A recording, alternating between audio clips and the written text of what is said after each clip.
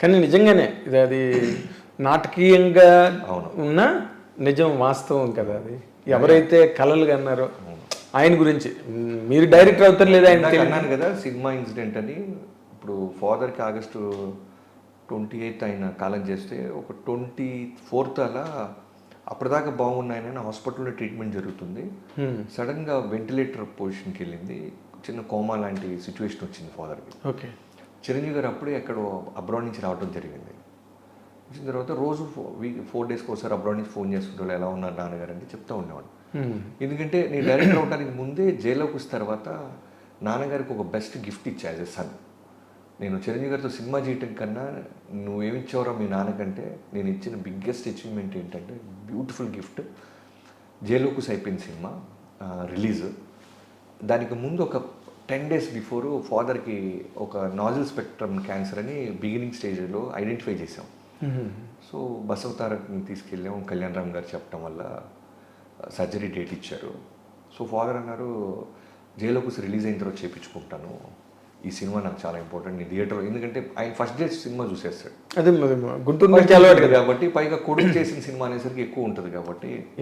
So జైలకుశ అనేది బాగా అంటే తారక్ అంటే ఆ 3 క్యారెక్టర్లు చేయటం, ఆ కథ అంతా తెలుసు. ఆయన ఏం చేసేవాడంటే నా రైటింగ్ రూమ్కి వెళ్ళి బుక్స్ అన్ని చూసేసి కథ అంతా చదివేసేసి మెల్లగా ఆ సీన్ బాగాలేదు ఇది బాగాలేదని చిన్న నసుగుతూ ఉండేవాడు. మనం అసలు నేను ఎవడు చదవమన్నాడు మోహన్ రావు అంటుండేవాడు. నేను I use to call him, పేరు పెట్టి పిలిచేవాడు, ఏమయ్య మోహన్ రావు అంటుండే. Nice friendship really. ఆయన గ్రేట్ ఆ విషయంలో, ఎందుకంటే మిమ్మల్ని అలాగే అలౌ చేశారు. సో ఆయనకి ఏంటంటే 3 క్యారెక్టర్లు చేసేసాడు వీడు. ఎలా చేస్తుంటాడు. ఆ పైగా జనతా క్యారేజ్ లాంటి ఒక స్టార్డమ్తో ఉన్నాడు ఎన్టీఆర్ గారు. నానక ప్రేమతో జనతా క్యారేజ్ లాంటి హ్యూజ్ సక్సెస్లో ఉన్నాడు. అవును, పెద్ద రేంజ్లో ఉన్నాడు. అవును. దానికి ముందు నాకు సర్దార్ గబ్బర్ సింగ్ అనుకున్నంత స్థాయిలో విజయం రెవెన్యూ సైడ్ రాకపోవటం, వీటన్నిటితో జైలకుశ అనేది నాకు నా ఫ్యామిలీకి కానీ చాలా ఇంపార్టెంట్ సినిమా అది. అవును. సో ఫాదర్ సినిమాకి తీసుకెళ్ళాలి. ఈ టైంలో ఈ 10 days బిఫోర్ ఏమన్నారంటే జైలుకు రిలీజ్ అయిన తర్వాత చేయించుకుంటాను నేను సర్జరీ, ఇప్పుడు ఏమొద్దు అన్నారు. సరే రిటర్న్ వస్తున్నాం. కరెక్ట్గా స్టార్ బక్స్ దాటుతున్నాం ఆ రోడ్డు, ఇప్పుడున్న స్టార్ బక్స్ మన బసవతారకం నుంచి. దాటుతుంటే నానే ఉన్నారంటే ఓవి చిరంజీవి గారిని చూడలేకపోయాను రా, బాస్ని చూడలేకపోయాను రా, అది మా జీవితం అని ఆయన ఏదో నసుగుతున్నాడు. నేను డ్రైవింగ్లో ఉన్నా, మా బాస్ని చూడలే అంటే ఆయన ఏంటంటే సర్జరీ తర్వాత ఏమైపోద్దో నాకు చిరంజీవి గారిని నేను చూడలేకపోయాను దగ్గరుండి. ఎందుకంటే కళ్యాణ్ గారిని చూశారు ఆయన సర్దార్ గబ్బర్ సింగ్ చెబుతున్నప్పుడు 3-4 times తీసుకెళ్ళాను, పరిచయం చేశారు, బాగా మాట్లాడేవాళ్ళు. అలానే ఎన్టీఆర్ గారిని చూశారు, నేను చేస్తున్న రవితేజ గారిని కలిశారు. అవును. పూజ రోజు ఆయన ముహూర్తం కొబ్బరికాయ కుట్టారు. కానీ చిరంజీవి గారిని నేను చూపించలేకపోయిన విషయం నేను మర్చిపోయా. మీకు తెలుసు కదా, ఒకసారి డైరెక్టర్గా మనం మొదలెడితే రేసు ఇంకా మనకి కనపడవు. అదే ఆ స్పీడ్ పరిగెత్తడమే. సినిమా తర్వాత సినిమా తర్వాత ఈ సినిమా గొడవలో నేను ఎన్నోసార్లు చిరంజీవి గారిని కలుస్తున్నాను, వినాయక్ గారి ద్వారా, వాళ్ళ ద్వారా. నేను డైరెక్టర్ అని తెలుసు, ఆయన అభిమానిని తెలుసు. ఎక్కడైనా వెళ్తే ఏమ్మా బాబీ అంటుండేవాళ్ళు. ఈ ఆనందాన్ని వచ్చి షేర్ చేసుకునేవాడిని తప్ప మా నాన్న మీకు పెద్ద ఫ్యాన్ సార్ అని నేను తీసుకెళ్ళలేకపోయాను. సో బాస్ని చూడలేకపోయాను రా అని బాధపడుతుంటే నేను ఫస్ట్ టైం ఎమోషన్ ఫీల్ అయ్యాను. ఇదేంటి, ఇప్పటికి నేను 3 సినిమాలు చేశాను, నేను ఎవరో తెలుసు మార్కెట్కి, మా నాన్నకి చూపించలేకపోయానని వెంటనే సైలెంట్గా ఉండి ఫాదర్ని దింపేసిన తర్వాత వినాయక్ గారిని నాకు ఇండస్ట్రీలో అతి తక్కువ మందితో నేను బాగా ఎమోషనల్గా ఇంటరాక్ట్ అవుతుంటా. వాళ్ళు వినాయక్ గారు ఒకళ్ళు, పురి జయనర్ గారు ఒకళ్ళు. నేను కాల్ చేసినా చేయకపోయినా వారానికి ఒకసారి ఫోన్ చేసి ఎలా ఉన్నావు తమ్ముడు అనే 2 డైరెక్టర్లు అనమాట వాళ్ళు. సో వినాయక్ని గారిని వినయ్ అన్న అంటాను. ముందంతా మనందరం వినయ్ అనే అనేవాళ్ళు. డైరెక్టర్ అల్లుడు సీన్ అప్పుడు నేను కథ ఇవ్వటం జరిగింది, అది చాలా విజయం సాధించింది. ఆయనకి బాగా ఇష్టం నేనంటే, పవర్ కథ ఆయన ఫస్ట్ నేను చెప్పాను. సో ఇలా వినయ్ అన్నకి ఫోన్ చేశాను ఫాదర్ని దింపేసి కారులోనే. ఏంటి తమ్ముడు ఏంటి సంగతి అంటే, అలా ఏం లేదు, చిన్నదేదో ఫాదర్ ఏదో హాస్పిటల్లో ఇలా డిటెక్ట్ చేశారు, చిరంజీవి గారిని ఒక్కసారి కనుక్కోవాలన్నా ఎక్కడ ఉన్న. అప్పుడు ఇంకా షూటింగ్ స్టార్ట్ చేయలేదు ఆయన. చిరంజీవి గారిని ఆ మంత్లో షూటింగ్ జరగట్లా. చిరంజీవి గారిని కల్పించాలన్నా ఎలా అది అన్న. అవునా సరే నేను కనుక్కొని చెప్తాను తమ్ముడు అన్నారు 10 days back before release.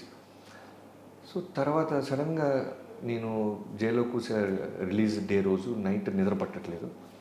4 o'clockకి first Naveen గారి దగ్గర నుంచి ఫోను. అదే ఫోన్ మాట్లాడుతున్నప్పుడు సినిమా బ్లాక్ బస్టర్ యూఎస్ నుంచి అదే కాల్ వెయిటింగ్లో ఎన్టీఆర్ గారు ఫోన్ చేశారు. ఎక్కడున్నావు దొంగ రాసుకెళ్ళేది అని చాలా ప్రేమగా ముద్దుగా తిడుతుంటాడు ఆయన. అవును. అనగానే వెళ్ళిపోయా హీరో ఇంటికి. వెళ్ళి తారక్ గారి దగ్గరికి వెళ్ళే ముందు స్విచ్ ఆఫ్ చేసేసాను.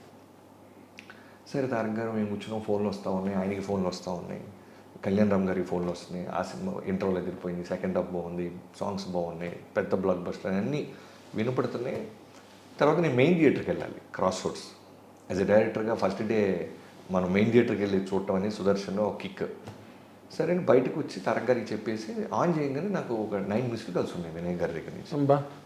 సరే రిటర్న్ బ్యాక్ చేస్తే సినిమా గురించి రిపోర్ట్ చెప్పడానికి చేసుకుంటారు, నేను టెన్షన్లో ఉన్నానని కాల్ బ్యాక్ చేస్తే ఆయన ఎక్కడున్నావు తమ్ముడు అంటే అన్న తారక్ గారి ఇంటి దగ్గర నుంచి వెళ్తున్నాను అన్న. అవునా సరే ఇంటికే నయ్యలేదేమో, ఇంటికి వెళ్తున్నాను. సరే నీకు ఒక సీక్రెట్, ఒక సర్ప్రైజ్ ఉంది, బట్ నీకు చెప్పబోతే ఉండేలాగా లేవు ఇంట్లో అన్నారు. ఏంటి అన్న. అన్నయ్య వస్తున్నారు అన్నారు. నేను అన్నయ్య ఏంటి, అన్నయ్య ఎవరు అన్న. నిజంగా నాకు అర్థం కావట్లేదు, కాంటెక్స్ట్ అర్థం కావట్లేదు. మనమేమో జైల్లో కూర్చొని రిలీజు ఈ గొడవలో ఉన్నాం. ఈ అన్నయ్య ఎవరు, అన్నయ్య ఏంటి అన్న. అన్నయ్య చిరంజీవి అన్నయ్య అన్నారు. నాకు సైడ్కి ఆపేబండి, ఏం మాట్లాడుతావు అన్నయ్య. అవును అన్నయ్య వస్తున్నారు. చెప్పాను ఇలా బాబీ అని 2 days బ్యాక్ చెప్పాను. రిలీజ్ రోజు వెళ్తాం, ఆ సినిమా ఖచ్చితంగా బ్లాక్ బస్టర్ అవుద్ది. ఆ రోజు మనం వెళ్ళి వాళ్ళ ఫాదర్ని కలిసి మనోడికి ఆల్ ది బెస్ట్ చెప్తే ఇంకా స్పెషల్ మూమెంట్ ఉంటుంది తన లైఫ్లో అన్నారు. నేను వెంటనే లేదు ఆయన మన ఇంటికి రావటం ఎందుకు, నేనే నాన్న తీసుకుని ఆయన ఇంటికి వెళ్ళి నేను థియేటర్కి వెళ్తాను. ఆయన నీకు అసలు చెప్పొద్దన్నారు, నేను నీకేం చెప్పలేని ఫోన్ పెట్టేశాడు. సరే ఇంటికి వెళ్ళాను. తలుపు మా నాన్న మొత్తం మంచి కద్దరు చొక్కా వేసుకొని రెడీగా ఉన్నారు థియేటర్కి వెళ్ళడానికి. నా ఫేస్లో మాత్రం టెన్షన్ ఉంది, ఎందుకంటే చిరంజీవి గారు వస్తున్నారనే ఎక్కువ టెన్షన్ ఉంది నాకు. ఇంటికి రావటం ఏంటి మన అపార్ట్మెంట్కి చిరంజీవి గారు. అవును. సో అంటే మా నాన్న గమనించి ఏంట్రా సినిమా ఏమన్నా బ్యాక్ టాక్ ఏమన్నా మాట్లాడతారంటే బయట నా కొడుకులు అయితే అంటున్నాడు. ఎవడో మాట్లాడలేదు, ఉండవా బాబు అని. మరి ఫేస్ అందుకు అలా ఉన్నాను. నేను చెప్పకపోతే ఏమైపోద్దంటే ఒక 55 ఏళ్ళ నుంచి ఒక 60 ఏళ్ళ నుంచి ఒక వర్షిప్ చేస్తూ ఒకరిని చూడాలి, ఒకటితో మన ఫోటో దిగాలి, ఎన్నోసార్లు ఆ కట్అవుట్కి దండలేసిన ఆయనకి బెల్లు కొట్టి డోర్ తీసి చిరంజీవి గారు కనబడితే జరిగే ప్రమాదం ఎక్కువ ఉంటుంది. Exactly shock. ఆ షాక్ నాకు భయం అనిపించి మెల్లగా చెప్పేశాను. నాన్న చిరంజీవి గారు వస్తున్నారు మన ఇంటికన్నా. నోర్బాయ్ లేదా నిజంగా చిరంజీవి గారు వస్తున్నారు. ఏం మాట్లాడుతున్నారా? లేదు నాన్న చిరంజీవి గారు వస్తారు, వినయన్న ఫోన్ చేశారు. చిరంజీవి గారు మన ఇంటికి రావటం తప్పురా, మనమే వెళ్దాం అన్నాడు. ఇవన్నీ అయిపోయినాయి ఈ డైలాగులన్నీ. అసలు మనకేం తెలియదు ఆయన వస్తున్నాడు. వినయన్న మనకి ప్రిపేర్ అవ్వమని చెప్పారు, మన ఇంట్లో ఉంటాం లేదు అన్న. కట్ చేస్తే ఇక వెళ్ళి మన సినిమాలో షార్ట్ పెడతాం, వాటర్ ఓపెన్ చేసి ఆ షర్టు ఈ షర్టు ఫైనల్గా ఒక షర్టు మీద ఫిక్స్ అయ్యి ఉన్నాడు. చిరంజీవి గారు రావటం, ఒక ఫోటో ఇప్పించి చాలరా అని అడిగిన మా నాన్నకి 2.5 hours చిరంజీవి గారు మా ఇంట్లో మా సోఫాలో కూర్చొని మా నాన్నగారిని పక్కన కూర్చోబెట్టుకొని ఒక cinema length, cinema length 2.5 cinema length, proper cinema length నాన్నగారితో కూర్చొని చాలాసేపు మాట్లాడి, సరే మీకు సినిమా టైం అవుతుంది బయలుదేరండి బాబీ అన్నారు. సో ఇంతకంటే అంటే మోస్ట్ అంటే సినిమాటిక్ ఒక కెరీర్లో బిగ్గెస్ట్ స్టెప్ ఏమైనా ఉందిరా అంటే ఇలాంటి సీన్ వేస్తే ఇది సరిపోద్ది ఆర్ఆర్ క్రియేట్ చేయడానికి. ఇది ఒక ఇంటర్వల్ బ్లాక్ అవుతుంది కదా. Interval block. ఒకడిని సినిమాకి తీసుకెళ్తూ టికెట్లు దొరకకపోతే కాళ్ళు చెప్పులు తెగిపోతూ అని ఒక ఫాదర్ పెంచితే, ఆ ఫాదర్కి ఒక ఇంటర్వల్ బ్లాక్కి అతను అభిమానించి ఒక చిరంజీవి చూపించడం one of the biggest commercial interval blocks. Biggest commercial ఇంటర్వ్యూలో దానిలో డౌట్ లే. సో అది జరిగింది. అది ఏ లాంగ్వేజ్ అయినా కావచ్చు, వరల్డ్ లాంగ్వేజ్లో ఏ లాంగ్వేజ్ ఫిల్మ్ అయినా సరే, ఏ సినిమా అయినా సరే, ఇంతకంటే బ్యూటిఫుల్ మూమెంట్ని మనం రాసుకుంటే రాదు, మనం అనుకుంటే రాదు. సో ఆ రోజు చిరంజీవి గారు రావటం, నాన్నగారితో కూర్చోవటం, నాన్నగారు ఆయన కలిసి జోకులు వేసుకోవటం, మీకేం కాదు మోహన్ గారు మీ అబ్బాయి డైరెక్టర్ అవుతాడు, మాతో కూడా చేయాలి చూడరా అని అనడం, అది కూడా జరిగింది. ఇవన్నీ జరిగినాయి. ఇలాంటి ఒక బ్యూటిఫుల్ అచీవ్మెంట్ జరిగింది నా లైఫ్లో. గ్రేట్, నిజంగా రియల్లీ గ్రేట్. దాన్ని సావనీర్ అంటారు ఇంగ్లీష్లో. సావనీర్ అంటే లైఫ్లో ఇంకా మర్చిపోలేని ఒక కానుక, అది అమూల్యమైన కానుక. ఎంత మీరు చెప్తుంటేనే నాకు ఎంత టచింగ్ అనిపించిందంటే, because you not said about this anywhere on any dais. ఏదో నాన్నగారి అభిమానిని అక్కడక్కడ 1 or 2 times చెప్పడం, కానీ ఓ పక్కన మీకేమో అవతల జైలు లవ్ కుశ ఒక రిస్కీ ప్రాజెక్టు, 3 క్యారెక్టర్లు, ఒక ఎక్స్పెరిమెంటల్ బేస్ ఫిల్ము, అది పెద్ద హిట్ అయ్యి అక్కడ ఇటేమో చిరంజీవి గారి ఇంటికి వచ్చి 2 బ్లాక్ బస్టర్స్ ఒకే రోజు మీ ఇంట్లో. అంతే. మళ్ళీ ఆయనతో సినిమా చేసి చిరంజీవి గారు అన్నట్టుగా మీ అబ్బాయి నాతో చేస్తే చూడరా ఏంటి అని అనడం. నేను ఆయన అన్నప్పుడల్లా మాట వరుసగా అంటారు అనుకుంటే ఉంటాను. మీ అబ్బాయి మాతో చేయటం, మీ అబ్బాయి మాకు కథ చెప్పడా అనేవాడు ఆయన సరదాగా. చిరంజీవి గారు మనం కథ చెప్పడం ఏంటి, ఆయన ఎక్కడ చేస్తారనుకుండేవాడు నేను. సో ఆయన అన్నట్టుగానే ఆల్మోస్ట్ జైల్లోకి వచ్చిన తర్వాత వెంకీ మామ తర్వాత ఈ సినిమా చేయటం జరిగింది. అవును.